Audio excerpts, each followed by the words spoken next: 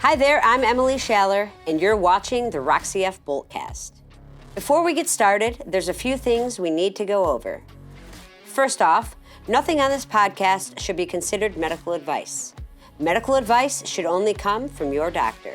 Views expressed on this podcast are solely opinions of the guest and not necessarily opinions of myself or the Roxy F. Foundation. Enjoy this episode of the Roxy F. Boltcast. This episode of the Roxy F. Boltcast is sponsored by Vertex. Which is like, I was literally just going to say, so was there a point when you did realize, or you were told, or you saw that exercise is good for people with CF, and then like, when did you pick that up? And was there a point where it just became hard? So like, I stopped exercising because it was hard, and I just didn't feel motivated to do it because it hurt, it was hard. And then I realized like, shit, that's not good, because exercise can really help me, which is why I'm who I am today. But did you go through that and then couple that with like, was there a negative decline in your health, and when was that, and how did you approach it? Yeah, actually, and they were kind of twofold. Okay. So when I moved from Delaware to Texas, I lost my health insurance. I was under my parents' health insurance as disability, and my parents, the company that bought my dad's company at that time, we missed the opportunity to transition my medical over properly, and I lost my health insurance for about a year. I lost about 70% of my lung function. I lost about 25 pounds. I didn't have direct access to my medical. Right before my husband and I got married in 2009, I was able to finally go to the hospital. I had to go to Houston because no one would treat me in San Antonio without health insurance. They would only hospitalize me for 3 days. And at that point, we were getting ready to get married. We had just moved into our rental home. Like, it was chaos. It was pure chaos. It was literally like the month before we got married. And I remember sitting there, them telling me, like, you without health insurance, it's a death sentence. And I was like, don't you think I know that? Right, no shit. Like, why would you tell me that? I'm sitting in your office crying because I need support and help, and I couldn't get any. And very fortunate, and kudos to the San Antonio teams, who are now like the accredited CF Center in San Antonio, and it's wonderful, and I miss them every day. And but they weren't then. In 2008 and 2007, when I was in San Antonio, they were not yet that. They were part of different hospitals. But I had made good enough relationships with people that they were like, well, here's where we can support you, and it was like samples. Oh, we don't need those, or I had built enough enough relationships on like Facebook that I was able to source medication. Maybe not in the best way, but it was the only way I could access the medication that I needed because I couldn't pay for it. And the CF Foundation was growing, but it wasn't quite what it is now in 2007. So, and health insurance, right? It was before the Obamacare Act. And so I was barred from health insurance. I couldn't get it. I had to pay, and in Texas, you were part of the high-risk work pool, and it was going to be like $500 a month, and I was working odd jobs at the time I moved to Texas. There was like, I didn't have the money to do that. It was a totally different time, very different time. From the decline in health, when I finally was able to get access to a bunch of other things and all of that, then I really realized, okay, physical activity is something that is going to help keep me well. Really, my running journey began because I had FOMO. My best friends at the time ran, and I was like, well, you guys are all hanging out, but I can't run. I'm not a runner. My lungs won't do that. Like, I didn't think that it was something that I was physically capable of doing. And then they were like, no, just come out. Like, just try. And I was like, well, okay. So we would go to the parks. And I was like, I don't like this. It's hard. I get tired. I know this isn't fun. And I gave up. And for about a year, I gave up. And then my friends ran their first half marathon, the Rock and Roll in San Antonio. Awesome. And I was like, fine. I was hospitalized. It was like fall. Yeah, because usually June, well, early year and mid-year are when I would hospitalize myself. Yeah. There'd just be like elective hospitalization, please take me. And so I was in the hospital and I remember thinking, all right, I'm doing this. So I signed up for my first 5K. And it was going to be the Jingle Bell 5K with Girls on the Run. That was my Christmas present to myself. I ran my first 5K and I didn't run the whole time, but I finished. And I was like, well, I guess I can do this. And then that year was like the crazy year. I ran almost every month a race. I turned right around and was like, hey, CF Foundation does the tower climb. We should do that. No. And my best friends were like, are you absolutely out of your mind? And I was like, I think so. Let's do it. And you recommended that, which is crazy, dude. Yeah. Oh, no, I was like, yeah, the CF Foundation does it. We should do this. And at that time, I was really trying to be more involved in the CF Foundation. And so at that time, I was part of, I think we created the Salt Lick group. And that's how I found out about all this stuff. And so I did the tower climb and then turned right around and did the Austin 10-miler. So I did a 10-miler and then I did a 4-miler. Then I did that summer, we did 2 races in the summertime, which is dumb, in San Antonio, Texas. I don't know who chose to do that, but we did. We did the Chupacabra, which was a night run, through a dense brush forest, which is terrifying. And then we did the El Sol, which was in August, which is even worse. It was like 100 degrees by like 8 a.m. And it was so hot. I'll never forget that race. And then I finally was like, I'm going to do it. And signed up for my first half marathon, which was the Rock and Roll in San Antonio. And my friends paid for my entrance fee. At the time, one of my best friends was really, she's a graphic designer. And so she was designing race medals for a bunch of different races in Texas. And so one of the race medals she designed was having a half marathon in October prior to my official first half marathon. And so she had designed all the race stuff. And so I wanted to support her. And so I actually signed up for that half marathon and did that one first. So my first half marathon was really in Dallas in October. And it was my birthday present to myself that year to run that half marathon. And it was my fastest time. I ran in 3 hours and 8 minutes.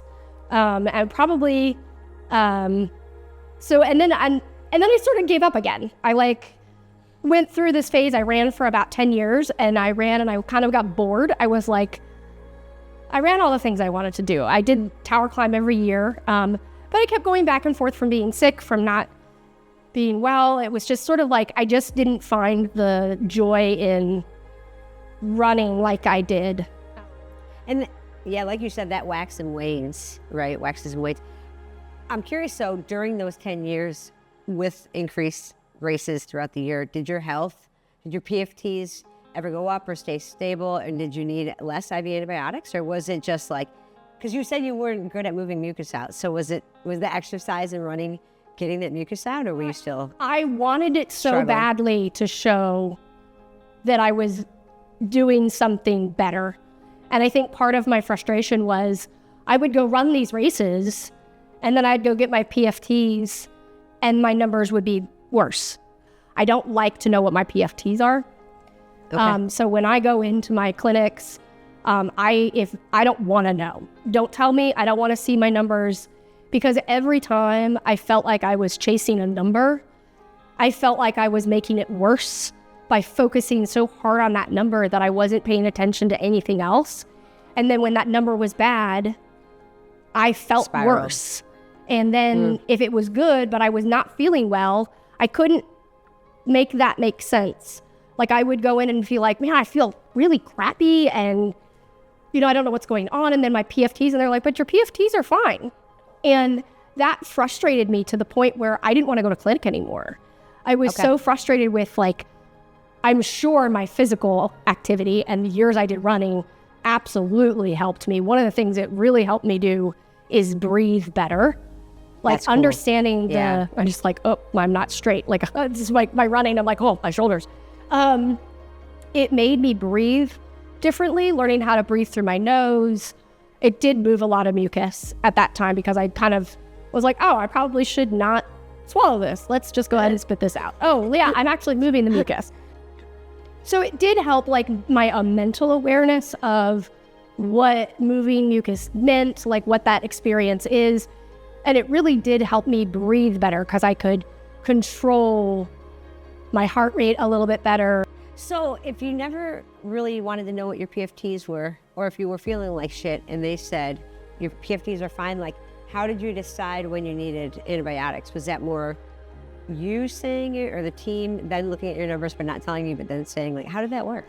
It works better now than it did. And it takes a lot of trust with your medical team. And in San Antonio, we got to a place where I was like, okay, and I'm like the worst patient. I'm very prescriptive about my like hospital stays because at the time I had grown up with preventative hospital stays. So I really never was hospitalized because I was sick. It was always, okay, we do this twice a year. You're doing your stay. We're going to test what you have, and then we're going to treat it. But I never went into the hospital actually sick.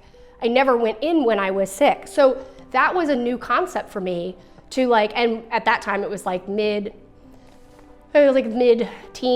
and 2015, that era. That like we started, those kind of those phasing out of the preventative hospital stays. Yeah. And it wasn't that awareness. So it was very hard for me to like get out of that mode, and I'm still kind of in that mode. But also like I've always worked jobs where it's harder to get time off. So for me, it was like, okay, I can do these 2 weeks. It's like. That's so funny. And I do want to talk about like REI and them accommodating your illness, but like, no, we don't have an illness, our condition. But like literally last week for a month, at least a month prior, I was like, all right, I'm going to Oregon on Thursday, the 7th. I have meetings. I got 3 days. I could slip right into that hospital. And then it's like, we have to like navigate our lives, into our lives, right? Yeah, and I think that's really hard for some medical teams to understand. You're exactly right. Exactly. And it's like, I have a limited amount of time and a limited amount of ability. This is what I can do, and I need you to help work with me on that. And San Antonio was really good at that. And that worked out really well. They were such a supportive team, and I'm still friends with a lot of the RTs and follow my hospital on Facebook still, which is hilarious. And I got to the place where they were sort of like, well, we want you to meet the transplant team. And that's when like my mental health really took a nosedive, because that was, to me, like I had failed at my journey.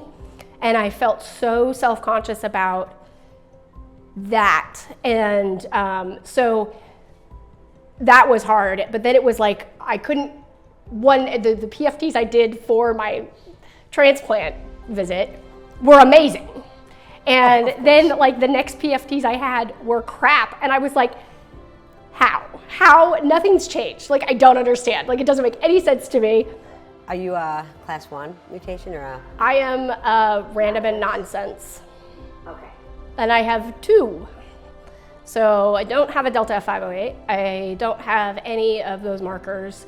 I've been on the same respiratory stuff for eons since they were created, I guess. I've been on them forever because nothing else changed it, and then to see the gene modulators come out was awesome, but also did not realize how hard it would be to be a part of that, but also not to be able to benefit from it. So watching so many people suddenly be basically normal, and knowing that like, man, I've been struggling my whole life. Like what is gonna change? And then like, it was such a dynamic shift in the CF community. And like, you're all on the same page, and then all of a sudden we're on two different paths.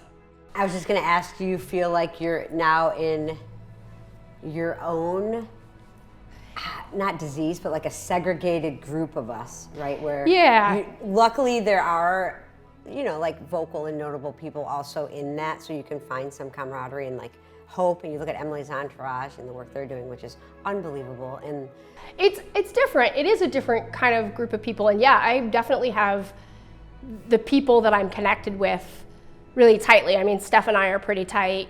And I am on a modulator now. So Yale fought for me. I mean, we went through, like, they had to go all the way through my health insurance to fight for modulator use. So I am on a modulator because there was no proof that it wouldn't benefit me based on the study, but also no proof that it did great, So I am on a modulator. I've been on a modulator for about 2 years. And, well, I would say I have not seen, like, wow benefits. I'm not like any healthier, but what I will say is I feel like my symptoms are not as extreme, if that makes sense. It does make sense, yeah, which is good, because the highs and lows are hard, but then also mentally too. Like, am I sick? Am I not sick? Is this just a fluke? Do I need antibiotics? Like that whole mind game. Yeah. So you made the cross-country move to Ohio. Yeah, so new state. Part of it was I really wanted a new medical team, so that played a lot into our move. I needed space for these paintings behind me. They did not fit in a one-bedroom apartment in Connecticut. Unfortunately, most of my husband's work was in storage for a year. I immediately looked into the medical program because that's what I needed desperately, was a different medical program. And I was like, oh, cool. It's like a hospital with people, and it's all right, I can do this. Yeah, that's great mindfulness and self-awareness. Like, you do want to continue to work and you do like the role you're in, but how can you still do that on a smaller scale and reduce stress for your health? If it's Ohio, it's Ohio. Yeah, it was definitely not a place that but we've been pleasantly surprised. I mean, cool. It was such a different experience, but it is very familiar. It reminds us very much of San Antonio, Texas, like the environment, the city, the way it's laid out. There's a lot more trees here. It's very green, which is beautiful. The metro parks are some of the coolest places, and to have access so quickly to a park in a city setting is really neat. I love the doctor here. It's one pulmonologist, which I'm back to like a smaller clinic setting, which makes me happy. One of the things that was very clear at the very beginning was they were interested in who I was and wanted to know what worked best for me. So I'm happy with the clinic and the move overall. So, okay, I know you guys are into birding? Birds, yeah. That's our new old person hobby. So we got binoculars, then we moved to Ohio, and we have a huge green space in our backyard. So when we moved here, I was like, we're getting a bird feeder, because I've wanted a bird feeder my whole adult life. I have a book. I have the Birds of Ohio book, which I keep tracking diligently. It's easy enough for me to go to a park, and I don't feel like I'm putting that much energy into it, but we still are enjoying like the fresh air and the experience of being outside and seeing new things. If you could talk to your younger CF self, what would you offer yourself any advice? Or somebody has mentioned that they would offer themselves, Colleen, I think we interviewed, would offer herself grace because she was kind of isolated growing up with CF and was really hard on herself. But is there anything you would kind of go back and tell yourself, probably with your journey living with CF? Yeah, I think I would say pay more attention to your medical care. Be aware, like I didn't understand health insurance. My parents took care of all that. I think as a young adult, be mindful of your choices for access. When I was little, I think the best thing, and going back to being homeschooled, and I was never compared to other kids. And so my level of like comparison, like I definitely don't feel the need to keep up with anybody. I am very much my own person, and to sometimes my detriment, to be honest. But I think my middle to adult self, I would say, pay very close attention to the things that you have access to and know the avenues for support. Yeah, I think I'm really excited about a lot of the science that's out there. I think so much that's coming out of like, I'm really thankful and hopeful that the CF Foundation continues to put money behind the science that we need. I think the hope is to not be forgotten. And I'm realistic in that I may not benefit from those things in my lifetime. But if the people who come after me can, then I am so much more excited about that, because I think there is so much hope in the medical that we are doing. And the hope for myself, like I think just to continue to maintain what brings me joy. I think that's a super important message that I've heard from other people and parents of kids, or even adults in the same boat you're in, is don't forget about us.